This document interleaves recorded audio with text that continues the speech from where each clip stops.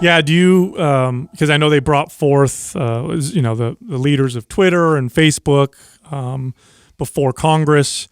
And, I think what they're trying to do is push for some kind of government regulation. Do you think that would be a good thing to allow the government to regulate these social media platforms, to watch over them? Or do you think letting them be totally free would be a better idea? Well, it's one of two possibilities, or maybe it's both. But we could have a public internet where there is a public on-ramp and some place to go in which the public square can exist with the governmental protections that come along with the First Amendment, or we can regulate these platforms as utilities and generate the protections that way. What it can't be is neither of these solutions. The current situation is appalling and very dangerous, and what has unfolded around the 2020 election should make that crystal clear. Do you think that the media at large is acting responsibly, or do you think that they're fueling a lot of this, what's going on?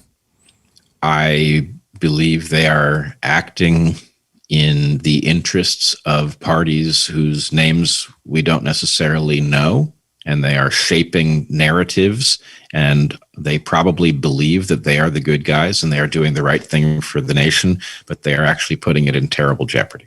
Yeah, one of my favorite things to do is whenever something happens nationally is I'll open up CNN and Fox, and I'll toggle between the two.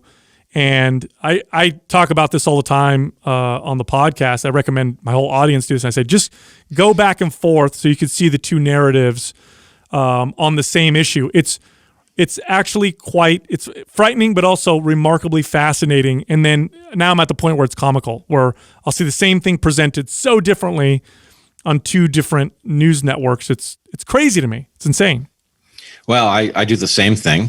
And frankly, it's not a good mechanism, but it is the only mechanism you have to control for the bias.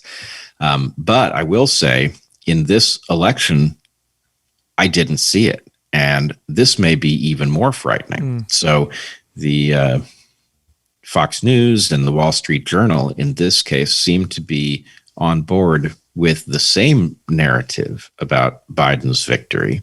And the concern seem to be relegated to lesser channels. And this is very troubling. It would be one thing if there was no basis for the concern, but I don't see that. When I look, I actually find reason to be troubled. And the fact that it's not being covered is worrisome.